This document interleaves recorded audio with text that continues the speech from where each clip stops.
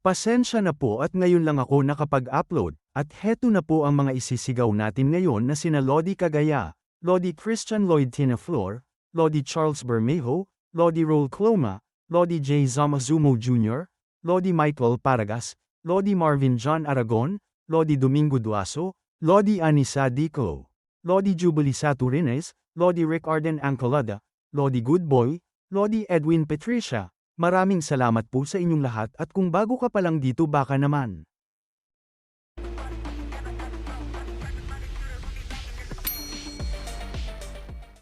Ika-131 kabanata sa pagpapatuloy. Ang mga Orthodox Muslim martial artist na nagtayo ng sarili nilang angkan o sekta. Itinuturing ang isa't isa na parang tunay na magkakapatid, pinaghahatian ang saya at lungkot. Sinabi pa ng ating bida sa kanyang sarili na pero kami, mga unorthodox martial artist, ay iba. Nagsama-sama kami para sa pansariling tagumpay. Ang araw-araw naming buhay ay puno ng digmaan at labanan. Wala kaming lakas o panahon para magluksa sa pagkamatay ng isa't isa. Ganun ako namuhay at doon na rin ako nasanay. Ang taong malapit sa amin pwedeng mamatay kinabukasan. Kaya paano namin kakayaning pasanin ang lahat ng lungkot na yon at ipaghiganti ang bawat pagkamatay? Kaya hindi ako nakipaglapit kaninuman. Marami ang tapat sa akin, pero hindi ko sila pinapasok sa loob ng puso ko. Ang mga nanatiling tapat sa akin, kahit ganon ay sina Cheon Wumyong at ilan pang matatandang kaibigan. Hindi ko inaasahan o hinangad na magkaroon pa ng higit doon. Namuhay ako para sa sarili ko lang. Iniisip ko lang ang sarili ko. Kung hindi ako namuhay ng ganon, puro paghihirap lang ang kapalit. Lalo na't isa-isa kong nawalan ng mga kasama sa gitna ng labanan. Ganito talaga ang buhay para sa mga tao ng Murim. Naglalaban tayo para sa pansariling kapakinabangan, kaya paano pa kaya ang mga karaniwang mamamayan na wala namang ginawang masama? May isang utos akong ipinahayag matapos akong maging Heavenly Master ng Unorthodox sect. Ang kautusan ko ay huwag papatayin ang mga hindi Murim. Mabigat ang naging parusa ko sa mga may kasalanan, lalo na kung mga babae at bata ang naging biktima. Maliban doon, wala akong pakialam sa ginagawa ng mga tao ko. Sinabi pa ng ating bida na pero ngayon. Nakabuo na ako ng napakaraming relasyon sa mga tao. Nararamdaman ko ang lungkot para sa isang tao na hindi ko pamilya o matagal ng kaibigan. Kaya paano kung may taong naging malapit sa akin ang pumanaw?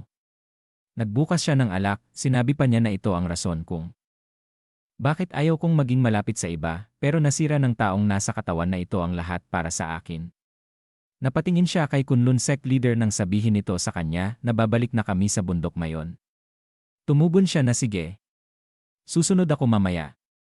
Dagdag pa niya sa kanyang isip na kailangan nilang imbestigahan ang lalaking nagpapanggap na si Fang Yucheok at alagaan ang mga sugatan. Sigurado akong magiging abala sila. At pagkatapos ay ibinuhos niya ang alak. Huminga siya ng malalim habang sinasabi niya sa kanyang isip na magbibigay muna ako ng paggalang sandali bago umalis. Habang sinasabi pa niya na nakakalungkot naman, ay may nakita siya sa kanyang gilid. Isang bata na nakatayo sa gilid ng mga bumagsak na gusali ang nakatingin sa kanya. Habang tulala ang bata na may blangkong mga mata, sinabi ng ating bida sa kanyang isip na ano? Bakit ang isang patay na bata ay naririto? Kinuskus niya ang kanyang mata na hindi makapaniwala sa kanyang nakikita. Nang muli niya itong tiningnan, napasabi siya na wala na siya. Ilusyon lang ba yon?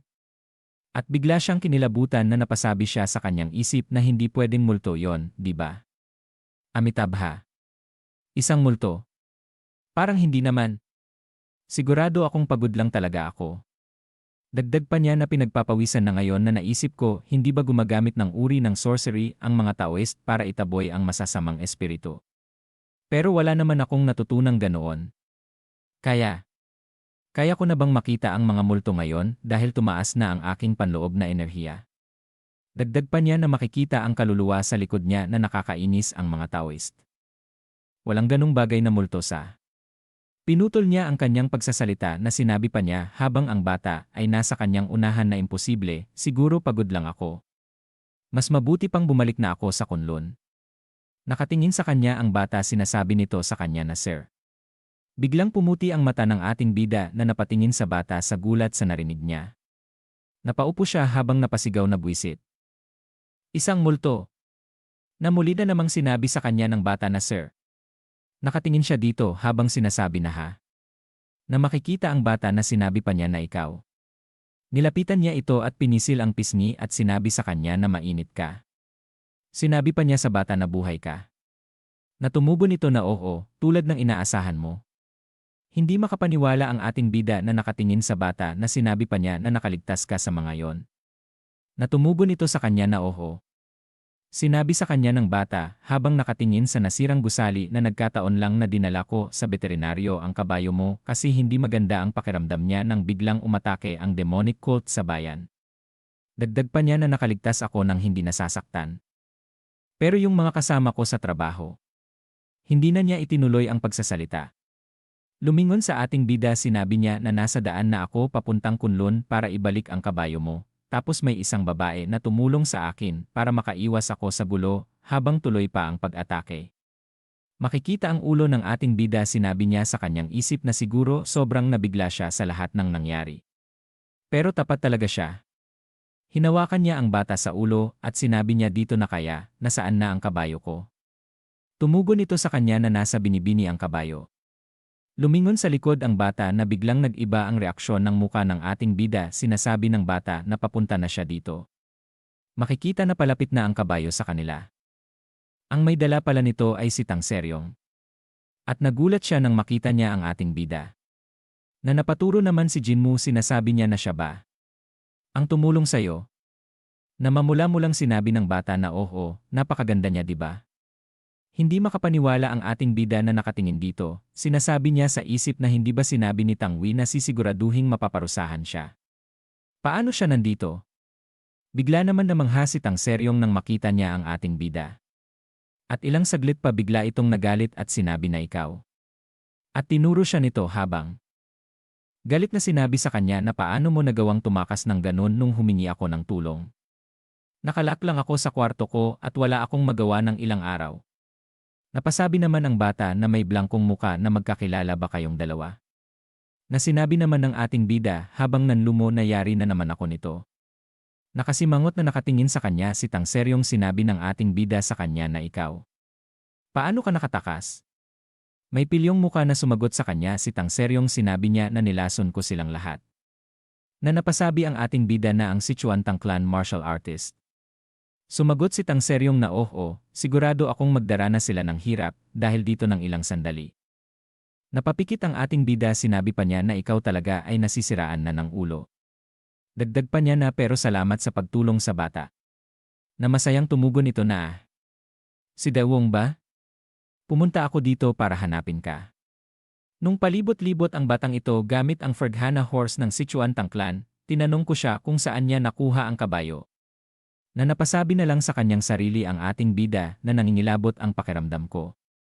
Binuhat niya ang bata na sinabi pa ni Tang Seryong na sinabi niya na may isang Taoist na papunta sa Kunlun ang nag-iwan ng kabayo sa kanya, kaya sinundan ko siya kung sakaling ikaw yon. Dagdag pa niya habang nakatingin sa kanya si Jinmu na kahit ganon. Magaling talaga ang batang ito sa salita. Mabilis din siyang makaintindi ng mga sitwasyon. Na napasabi ang ating bida na kaya, ano naman ngayon? Kuminang ang mukha ni Tang Seryong na masaya niyang sinabi na hindi ko pwedeng palampasin ang taong may ganitong talento. Sinabi ko sa kanya na ipapadala ko ang pamilya niya sa Sichuan. Magtatayo ako ng isang bahay pahingahan para sa kanila. Nakatingin sa kanya si Jinmu na sinabi pa ni Tang Seryong na nangako akong makikipagkita sa mga escort warriors dito. Bakit wala pa sila? Lumapit sa kanya ang bata sinabi niya na sir. Ang dami mo nang nagawa para sa amin. Natutuwa akong nakilala kita. Nanlaki ang mga mata ng ating bida nang sabihin pa sa kanya ng bata na maraming salamat. Sinabi ng ating bida sa kanya habang kumakaway papalayo sakay ng karwahe na siyempre. Sana mabuhay ka ng masaya sa Sichuan. At sinabi ng ating bida kay Tang Seryong na bakit hindi ka sumasama sa kanila. Nagtatakang tumugon sa kanya ito habang kumakaway na saan. Na sumagot ang ating bida na sa bahay mo, baliw na babae. Na may pangaasar na muka na sinabi ni Tang Seryong sa kanya na tumakas ako sa bahay, kaya bakit pa ako babalik? Nandito ako para sundan ka saan ka man pumunta. Lumalabas ang ugat sa muka ng ating bida sa inis sinabi niya na ikaw. Ikaw talaga ay parang isang makulit na linta. Sinigaw pa niya na hindi kita kailangan. Layuan mo ako. At dito na po nagtatapos ang ika-131 kabanata.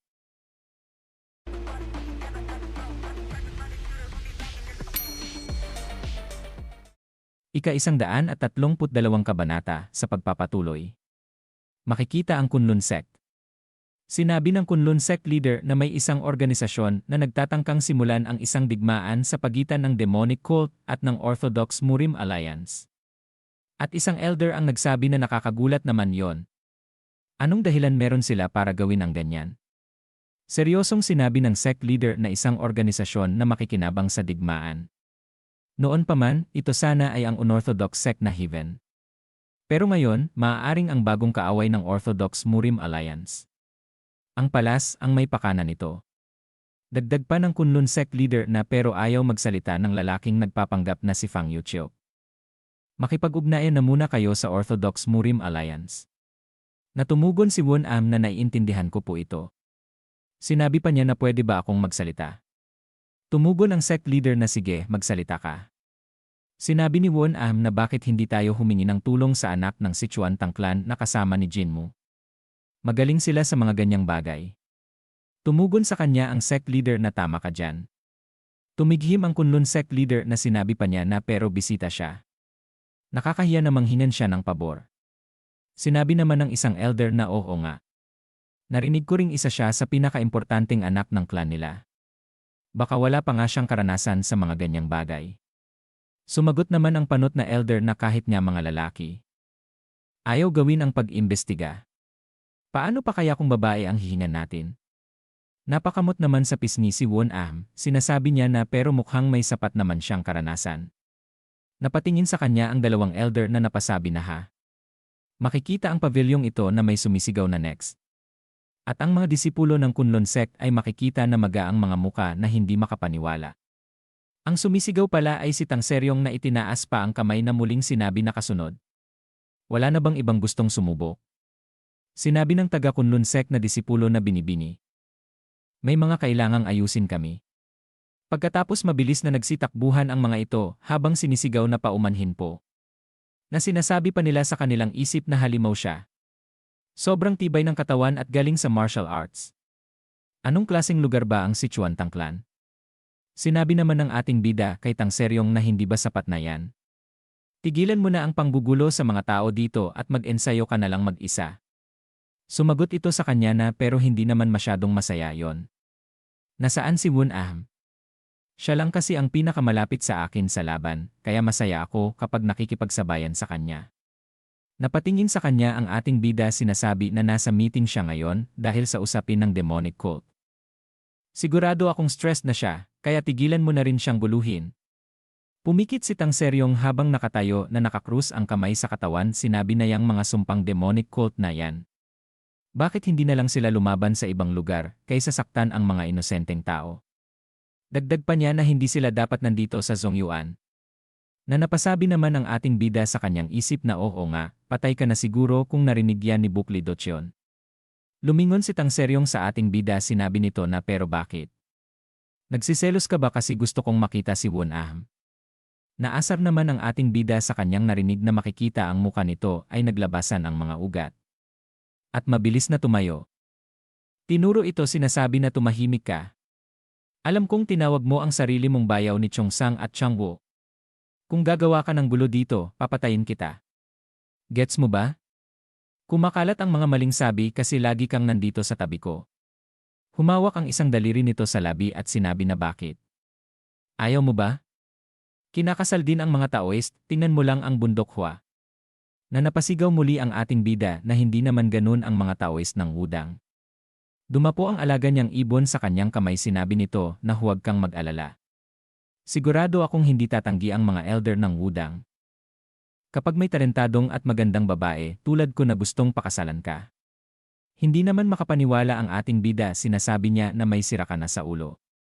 Napahinga na lang siya ng malalim na napasandal sa haligi na sinasabi sa isip na nakakainis pakinggan ang mga kalokohan niya. Dagdag pa niya sa isip habang niyaya ni Tangseryong na makipaglaban ang mga disipulo ng Kunlun na pero kahit ganon, dahil sa kanya, gumaan ang pakiramdam dito. Parang bumalik na ulit ang sigla sa paligid. Dagdag pa niya na makikita ang matanda na dahil itinuturing na akong tagapagligtas ng kunlun, ito na ang pinakamagandang pagkakataon ko para makuha ang dual internal energy arc. Ang problema ay kung paano ko maiiwasan ang lintang iyon na laging nakabuntot sa akin. Biglang dumating si Won Am, sinasabi kay Tang Seryong na hindi ka pa ba napapagod. Napatingin sa kanya ito na sumagot na ikaw pala yan, Won Am. Lumapit ito at agad na sinabi na mag-spar tayo. Tumawa si Won Am habang sinasabi na gusto ko sana, pero may isang pabor akong kailangang hilingin sayo. Sinabi niya kay Tang Seryong na ayaw magsalita ng lalaking nagpapanggap na si Fang Yuchiok, kaya naisip ko na baka pwede mo kaming tulungan. Tumugon ito na. Walang problema yan. Nababato rin naman ako. Napasabi ang ating bida sa kanyang isip na ayos. Ito na ang pagkakataon ko. Na sinabi sa kanya ni Won Am na Jinmu. Yumuko ito at sinabi na hihiramin ko muna siya sandali. Sana maintindihan mo. Sinabi sa kanya ng ating bida na ano. Bakit mo naman sinasabi yan sa akin? Mamula-mulang nakatingin sa kanya si Won Am na naku. Bumaling na ito ng masaya habang sinasabi ng ating bida na huwag kang mahiya. Dagdag pa niya na pakiramdam ko parang nakatapak ako ng tae. Tumalo na siya mula sa pagkakaupo sa itaas habang sinasabi niya na kung ano paman. Ang importante, napalayas ko na siya. At lumapit siya sa matanda, sumilip sa bintana, sinasabi na Sir. Masayang tumugon ito na Jinmu, anong dahilan ng pagpunta mo dito? Sinabi ng ating bida sa matanda na gusto kong makipag-usap sayo kung ayos lang sayo. Nakatingin lang ang matanda sa kanya habang nagtataka. Sinabi pa ng ating bida sa kanyang sarili na baka may nahanap akong paraan para matalo ang Cloud Dragon Great 8 Forms gamit si Won Am, pero iba naman ang martial realm ni Pung Huan, kaya wala akong tsansa na talunin siya.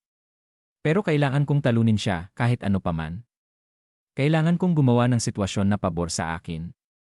Dagdag pa niya na sa isang makakapal na gubat na mahirap makita at sapat na layo para walang makapansin mula sa kunlun. At pagkatapos ng nasa gubat na sila, sinabi ng matanda sa kanya na ang Pure Forest. Dito ako minsang nagsasanay noon. Seryosong nakatingin ang ating bida sa kanya, sinasabi niya sa isip na ngayong nandito na kami, kailangan ko siyang pagurin. Hanggang sa puntong kaya ko na siyang pabagsakin, kahit umatake siya bigla dahil sa sintomas ng demensya niya. Sinabi ng matanda sa kanya na pero bakit mo ako dinala rito? Gusto mo bang makipag-spar? Tumugon ang ating bida sa kanya na hindi. Sinabi pa ng ating bida sa kanya na gusto kong makita ang Cloud Dragon Great 8 Forms na ginagamit mo. Sinabi ng matanda sa kanya na ang Cloud Dragon Great 8 Forms. Pero si Won Am ay na. Hindi na niya ito na ituloy nang sabihin sa kanya ng ating bida na hindi. Gusto kong makita ang Cloud Dragon Great 8 Forms mo mismo. Na nakatingin ng seryoso ang ating bida sa kanya. Na napasabi sa kanya ang matanda na ha. Pareho man tayong mga Taoist, magkaibang landas ang tinatahak ng Wudang at Kunlun. Pinapayagan ang sparring pero mahigpit na ipinagbabawal ang ipakita sa iba ang martial arts ng sarili mong sekta. Lalo na kung ang taong pinapakita mo ay isang martial artist na may sarili ng landas na tinatahak. Dahil mas mataas ang posibilidad na makita nila ang pinakapuso ng isang martial art technique. Sinabi pa sa kanya ng matanda habang tumatawa na kaya mo ba ako dinala hanggang rito?